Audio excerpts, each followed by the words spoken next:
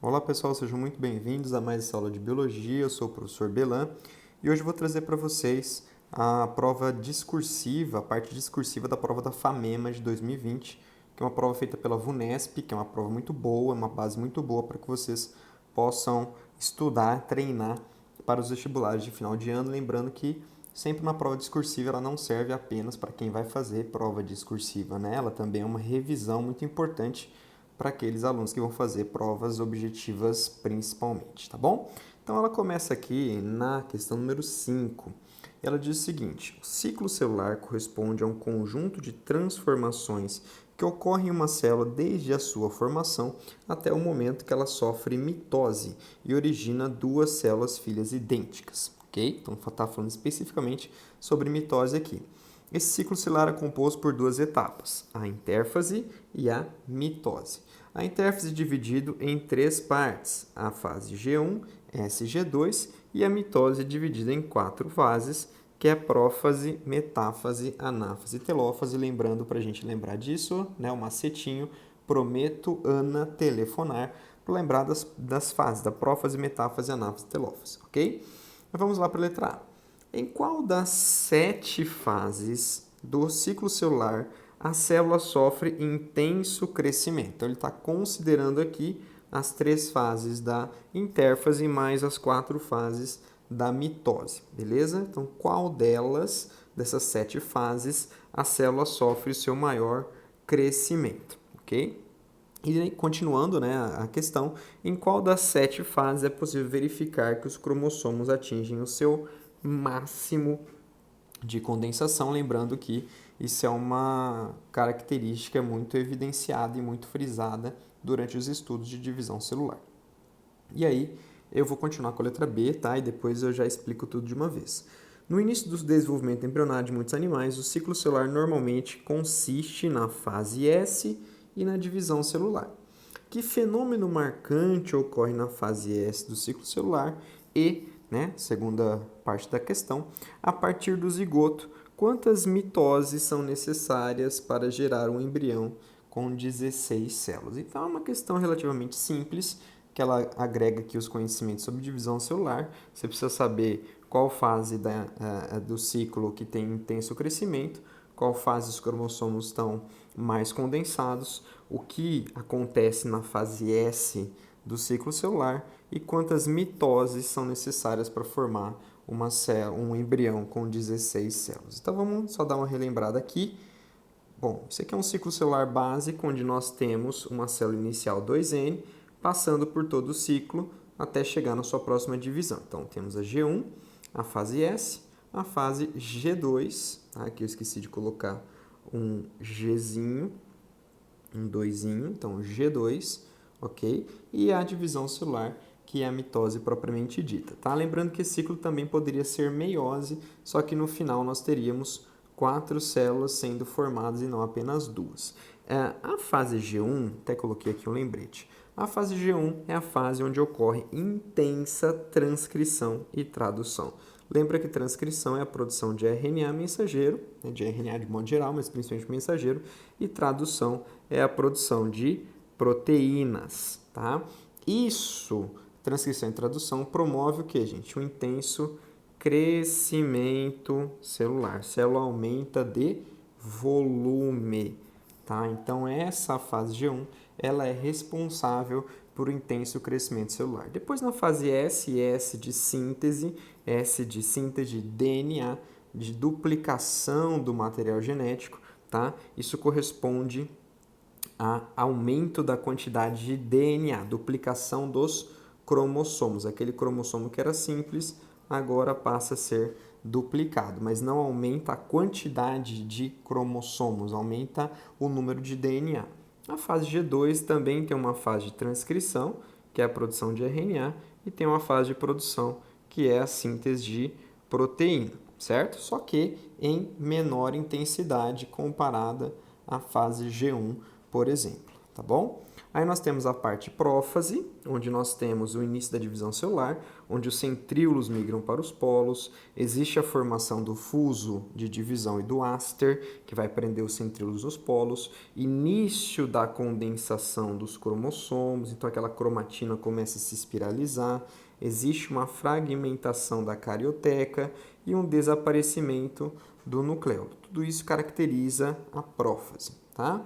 Em seguida da prófase, nós chegamos até a metáfase, onde os cromossomos condensados se localizam na região central, na região chamada de equatorial da célula, onde eles atingem o máximo de condensação, tá? Os cromossomos estão ligados aos dois polos celulares, ok? Então, cada cromátide está conectado a um polo celular.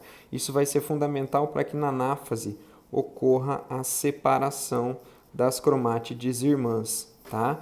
E ao separar as cromátides irmãs, diminui o número de DNA, mas não muda o número de cromossomos, beleza?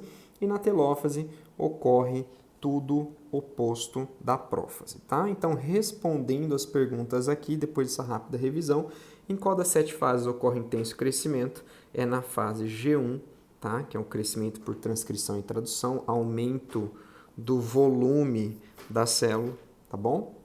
Em qual das 7 fases é considerado ou é encontrado a condensação máxima é na metáfase, onde ele atinge o grau máximo de condensação cromossômica, ok? Então essa é a letra A.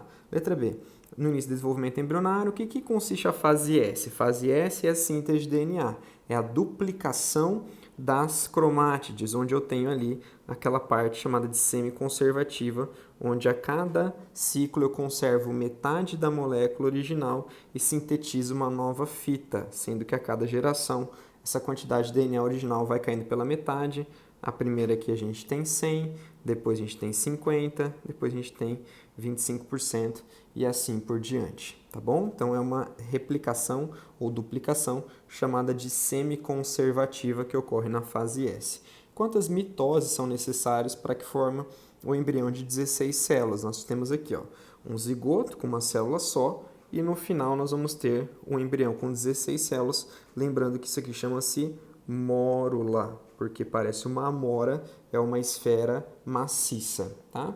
Lembrando que a gente sempre dobra o número, então a primeira mitose, uma célula forma 2, a segunda mitose, duas células formam 4, a terceira mitose, 4 células formam 8, e finalmente a quarta mitose, as 8 células chegam ao número esperado, ao número citado de 16 células então, beleza?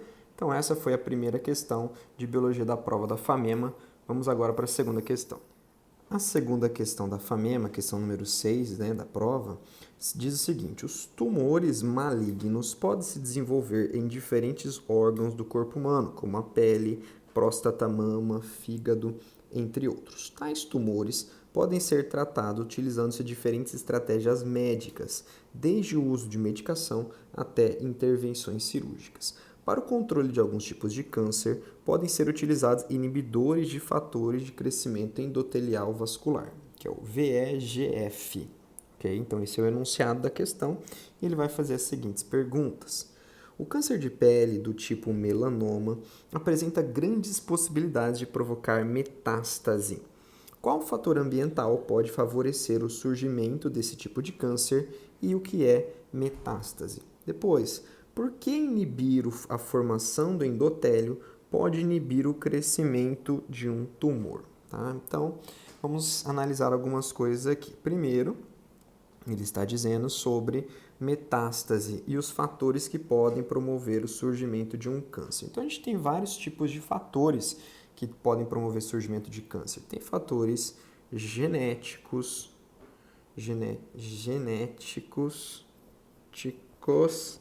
tá? Tem fatores relacionados à alimentação, tem fatores relacionados à radiação, tem fatores biológicos como o vírus de hepatite, por exemplo, pode induzir um câncer hepático de fígado, tá? Mas tem fatores também relacionados, né, externos, físicos, que no caso, um dos principais está relacionado à radiação. Radiação que eu digo ultravioleta, radiação que vem do sol, tá? É radiação altamente mutagênica que tem capacidade de degradar DNA.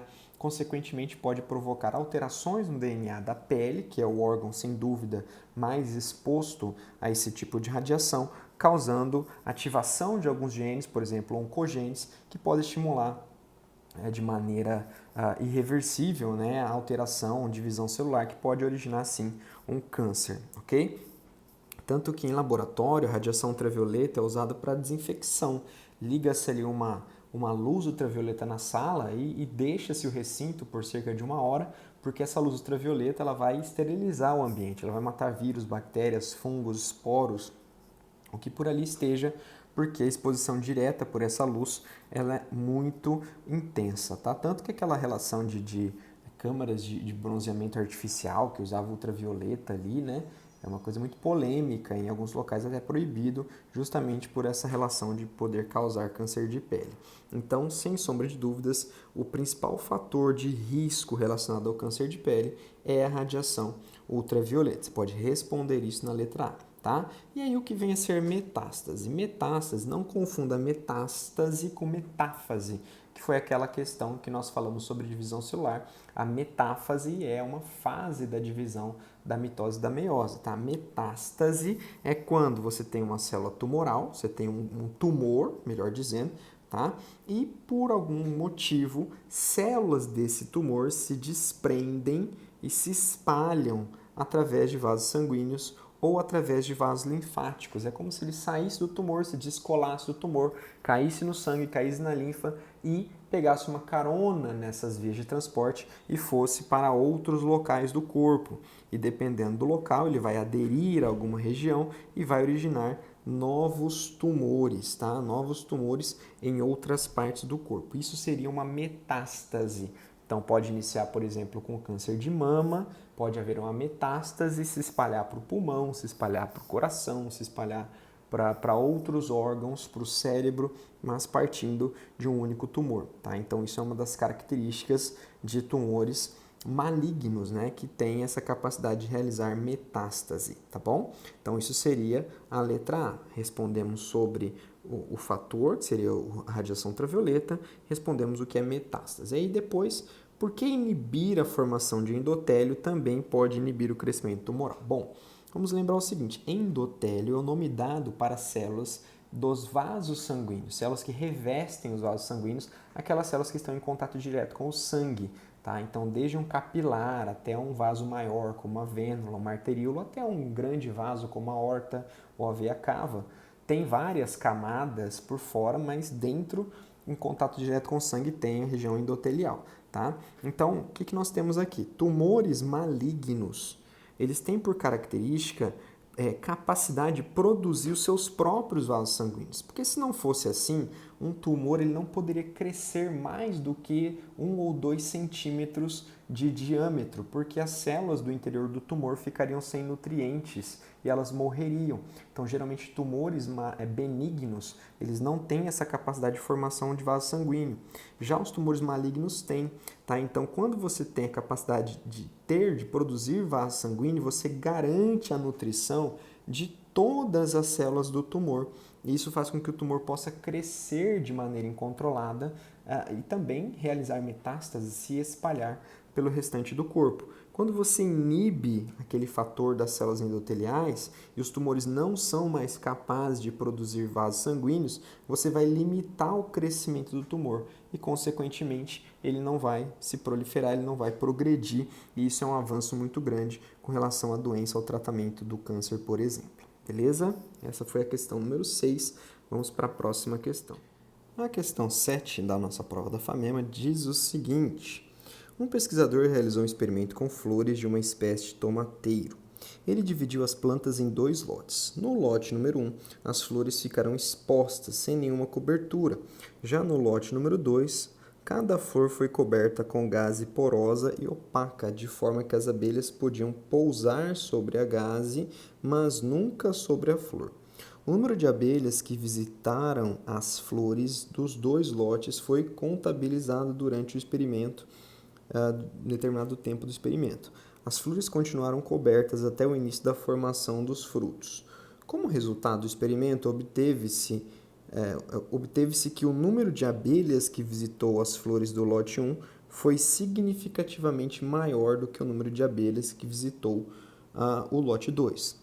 O pesquisador notou ainda que no lote 2 foram formados poucos frutos e que esses eram menores e com menor número de sementes comparados aos frutos das plantas do lote 1. Então, observando aqui, o tomate do lote 1, aparentemente, visivelmente, na verdade, maior e com um número de sementes também maior do que tomates do lote número 2. Tá? E vem as seguintes perguntas. Qual o papel das abelhas na formação dos tomates e o que provavelmente atraiu as abelhas até as flores do lote 2 que estavam cobertas? Tá? Então, tem essas duas perguntas. Deu para perceber o que, né, pessoal? Cada alternativa, letra A ou letra B, geralmente elas têm duas perguntas aqui. Então, isso é uma característica bem visível nas provas da VUNESP, não é só da FAMEMA não, da UNESP também é assim, tá? Explique o mecanismo fisiológico que relaciona a formação de frutos maiores à formação de um número maior de sementes. Então vamos lá, algumas revisõezinhas importantes aqui. Primeiramente, aqui nós temos uma flor com o seu pedúnculo, o seu receptáculo, as suas sépalas que protegem, cujo conjunto é o cálice. Nós temos as pétalas, cujo conjunto é a corola. Nós temos o androceu, que é o conjunto dos estames, que é dividido em filete e antera. Nós temos o gineceu, que é o conjunto dos carpelos ou pistilos, que é dividido em estigma, que é a pista de pouso do grão de pólen, o estilete e também o ovário, e dentro do ovário temos os óvulos, tá? Basicamente, qual é o papel da abelha nessa situação? Dá para ver aqui nossa abelha, nosso inseto, está coberto de grãos de pólen. Então, a função principal aqui dela é visitar a flor e depositar grãos de pólen nessa região aqui, que é o chamado estigma, que é a pista de pouso do grão de pólen. Então, quanto mais grãos de pólen for depositado ali, maior a chance de sucesso, tá?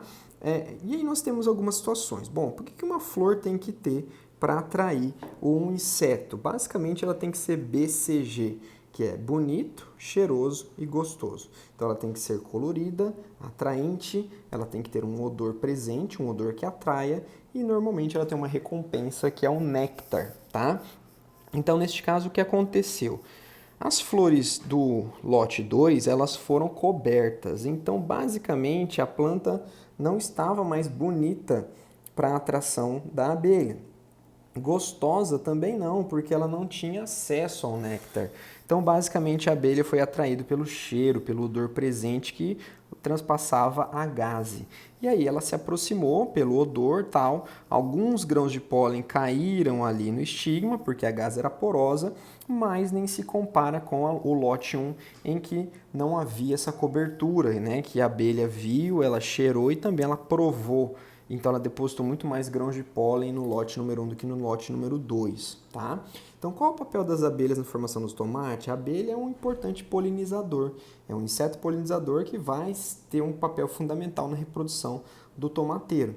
O que provavelmente atraiu a abelha para o lote 2, provavelmente foi o cheiro, o odor presente, já que ela não podia ser vista ou podia ser provada, tá bom? Explica o mecanismo fisiológico que relaciona a formação de frutos maiores à formação de maior número de sementes. Vamos dar uma olhadinha aqui. Bom, primeiro nós temos o grão de pólen, que vai chegar até lá o estigma, a pista de pouso. Dentro desse grão de pólen tem uma célula do tubo e uma célula geradora. Quando esse grão de pólen germinar, ele vai formar o tubo polínico e a célula geradora vai formar os chamados núcleos espermáticos. Esse tubo polínico vai vir até o óvulo, onde haverá uma dupla fecundação, já que se trata de uma angiosperma. Um dos núcleos fecundará a oosfera formando o embrião, o outro núcleo fecundará, haverá uma tripla fusão entre os núcleos polares, são núcleos centrais, formando o endosperma 3N triploide. Quer dizer que este óvulo vai formar uma semente. E o que acontece aqui? Quando um óvulo é fecundado e forma uma semente, existe uma formação, uma liberação de alcina, uma classe de hormônio, no caso, a qual pertence o AIA, que é o ácido indol acético. E qual que é a consequência desse AIA? Esse IA estimula o crescimento, o desenvolvimento, a diferenciação da parede do ovário em fruto, fazendo com que aquele ovário da flor que nós tínhamos ali, cadê? Aqui, lá no começo, este ovário se desenvolva em um fruto. Portanto, qual é a relação? Quanto mais grãos de pólen nós tivermos, mais óvulos serão fecundados, mais sementes nós teremos. Com o maior número de sementes, maior a quantidade de alcinas liberadas, consequentemente, maior vai ser o tamanho do fruto. E é isso que nós podemos observar aqui na diferença entre o lote 1 e lote 2, ok? Muito bem, essa foi a questão número 7. Vamos agora para a última questão da prova da família. Bom, finalizando aqui nossa aula, chegamos à questão número 8, que diz o seguinte. Em 1990, pesquisadores ingleses identificaram um gene no cromossomo Y necessário para o desenvolvimento dos testículos. Eles denominaram o gene de SRY, do inglês Sex Determining Region of Y, né? Região determinadora do sexo do Y. As características bioquímicas, fisiológicas e anatômicas que distinguem machos e fêmeas são complexas e vários genes estão envolvidos no seu desenvolvimento. Na verdade, o gene SRY codifica uma proteína que regula outros genes de diversos cromossomos. Aí nós temos o que ele pede na letra A. Quais gônadas formará uma criança portadora da deleção do SRY? Qual será o fenótipo desta criança em relação aos órgãos genitais? Uma criança XY é portadora da deleção do SRY apenas em parte de suas células somáticas.